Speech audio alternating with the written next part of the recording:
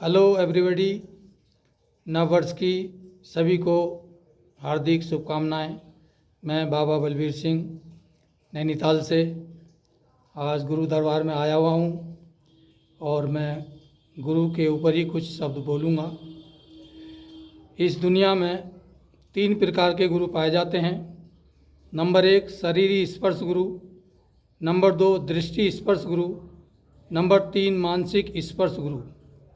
7 श्रेणियों में गुरु को बांटा गया है। प्रथम गुरु पितु और माता, वही हैं रज और वीर्य के दाता। दूसरा गुरु मनसादायी, गर्भ राग जिसने सुरजाई। तीसरा गुरु दिन धरियो नामा, लैला नाम पुकारे ग्रामा। चौथा गुरु जिन विद्या दीनी, लोक लाज की रीति चीनी।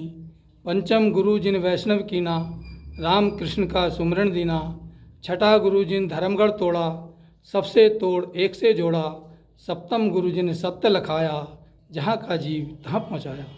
इस प्रकार गुरु को 7 श्रेणियों में बांटा गया है और पूरी दुनिया में 3 प्रकार के गुरु पाए जाते हैं।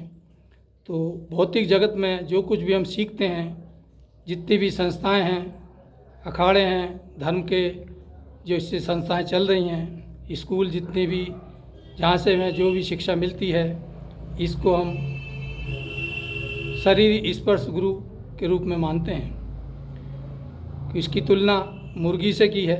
जैसे मुर्गी अंडा देती है और उस पर बैठती है, शरीर का स्पर्श करती है और इसके बाद चूजे को जन्म देती है।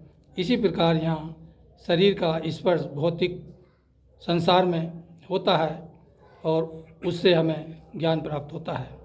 दूसरे गुरु दृष्टि स्पर्श गुरु कहलाते हैं, जो दृष्टि पात्र से ही सब कुछ कर देते हैं, वहाँ पर शरीर का स्पर्श नहीं होता है। इसका उदाहरण हमें महाभारत में मिलता है। दृष्टि पात्र, जो महर्षि वेद व्यास के सामने से 3 रानियाँ गुजरी थीं और वहाँ दृष्टि से ही सृष्टि की उत्पत्ति हुई थी।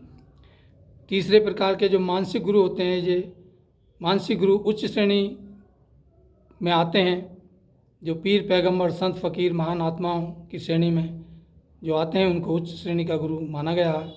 वो ना शरीर से स्पर्श करते हैं, ना आँख से देखते हैं, केवल मन से ही संसार को चलाते हैं और मन से ही सारी सृष्टि की रचना करते हैं। इसके उदाहरण हमें 2-3 मिलते हैं। जैसे महर्षि वाल्मीकि ने दूसरा पुत्र सीता का जो कुश घास से पैदा किया था, वो मानसिक सृष्टि का ही उदाहरण है। माता पार्वती ने गणेश की जो उत्पत्ति की थी, वो भी मानसिक सृष्टि का ही उदाहरण है। और इसके अनेक उदाहरण हैं, महाभारत में भी हैं। जैसे कुंती के कर्ण पैदा हुए थे, वो भी मानसिक सृष्टि का ही उदाहरण है। इस प्रकार 3 प्रकार के गुरु संसार में पाए जाते हैं और इनका मैंने सूक्ष्म रूप में स्पष्ट उल्लेख किया है और मैं अपनी वाणी को यहीं विराम देता हूँ। बिना गुरु के ज्ञान नहीं मिलता है, बिना गुरु के मुक्ति नहीं होती है, बिना गुरु के कल्याण नहीं होता है। इसलिए जब तक गुरु आप अपने जीवन में धारण नहीं करेंगे, तब तक आपका और आपकी आत्मा का कल्याण नहीं होगा। नए वर्ष में मैं सभी को यही संदेश देते हुए पुनः नव वर्ष की बधाई देता हूँ। धन्यवाद।